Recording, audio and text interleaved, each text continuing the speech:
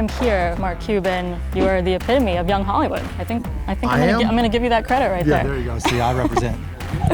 I feel like this was like deja vu. We were just here last season, and now like it's almost exactly a year ago. Almost exactly a year ago in this same chair. Spot. You know, if you show them that someone from a small town in the middle of nowhere can do it, it gives them confidence that they can do it. To people who are from Dallas, because they always like, They lose their life. oh man.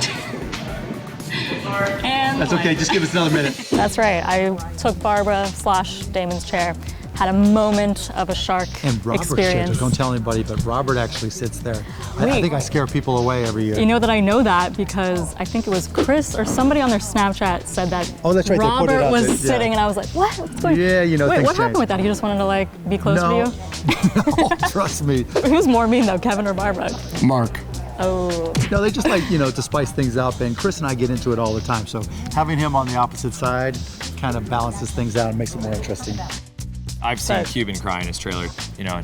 I want to know that story. So Cuban and I were butting heads on a deal. You're always butting heads. Because that's part of why I'm here. Somebody has to call BS on Mark Cuban. Things happen, you know, we get into fights. My fellow sharks yesterday, seriously, I was like, oh my God, I want to get out of here alive.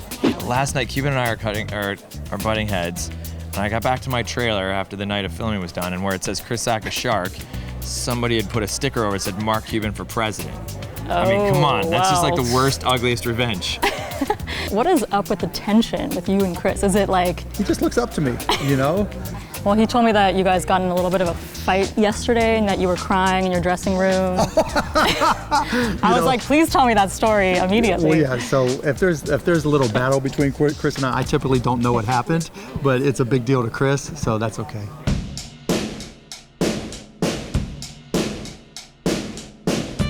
Season 8, the show is so popular now. How would you say your standards of investing and your level of expectations for entrepreneurs coming into the tank now, has it evolved over the years? The deals have gotten much better companies, bigger deals, more money. I just did a deal for $500,000. When I first started, the deals were $25,000, $50,000, $75,000. The big theme on season 8 is the deal sizes are huge, huge, huge. Well, clearly the smartest entrepreneur on the set, including me, is Mark Cuban, because he has a talent pool that is not one-dimensional. He's very good at sizing up people. Key in any business investment. Are the kid going to make it or not? You got to make that judgment.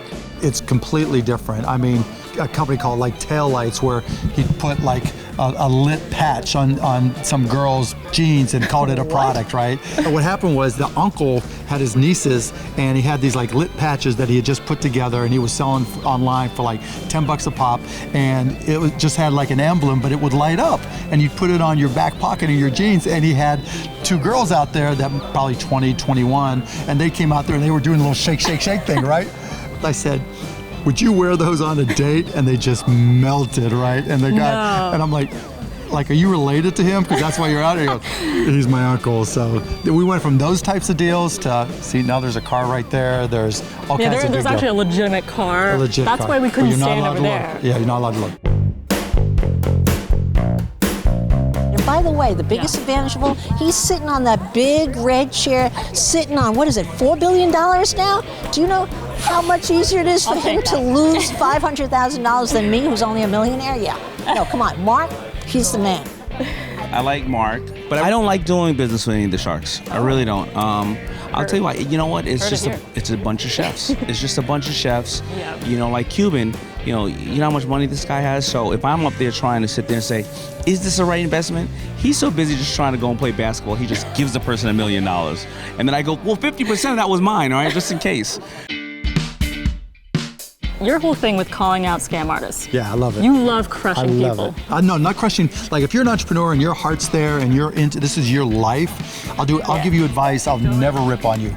If you're a scam artist and you're trying to take advantage of people, like with the balance bracelets and, you know, like if you do, no, or like Pavlok, you know, instead of just taking a rubber band and twitching yourself, you like get zapped, I will nail your against the wall. So I love scam artists. Bring them on.